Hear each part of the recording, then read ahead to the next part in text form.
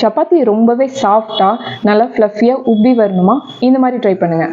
1 cup கோதுமை மாவு, 1/2 teaspoon உப்பு, 1/2 டீஸ்பூன் சர்க்கரை, 2 டேபிள் ஸ்பூன் தயிர் சேர்த்து லைட்டாக கலக்கி விட்டுட்டு கொஞ்சம் கொஞ்சமாக பால் சேர்த்து பிசைஞ்சு எடுத்துக்கலாம். மாவு பிசையும் போது நல்லா அழுத்தம் கொடுத்து ஒரு 10 நிமிஷம் பிசைஞ்சிட்டு 1/2 hour க்ளோஸ் பண்ணி வச்சிடலாம்.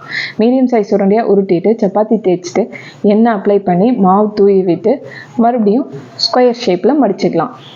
இதே மாதிரி நான் எல்லா உருண்டையுமே ரெடி பண்ணி வச்சுருக்கேன். அடுத்தது சப்பாத்தியை திரட்டி வச்சுக்கலாம். தோசை தவா நல்லா ஹீட் ஆகிடுச்சு, சப்பாத்தி போட்டு சுட்டு எடுத்துக்கலாம். இந்த மாதிரி பண்ணும் போது சப்பாத்தி நல்லா சாஃப்டாகவும் இருக்கும், ஃப்ளஃபியாக உப்பியும் வரும். நான் எடுத்திருந்த மாவுக்கு எனக்கு 4 சப்பாத்தி கிடைச்சிது. சப்பாத்தி பாருங்கள் எவ்வளோ சாஃப்டாக இருக்குன்னு. பிக்கும் போது ஈஸியாக பிஞ்சு வரும், ரொம்பவே சாஃப்டாக இருக்கும். இதுக்கு நான் சைட் டிஷ்ஷாக உருளைக்கிழங்கு கிரேவி தான் நான் எடுத்திருக்கேன். ரொம்பவே சூப்பராக இருக்கும். கண்டிப்பாக ட்ரை பண்ணி பாருங்கள். தேங்க்ஸ் ஃபார் வாட்சிங்.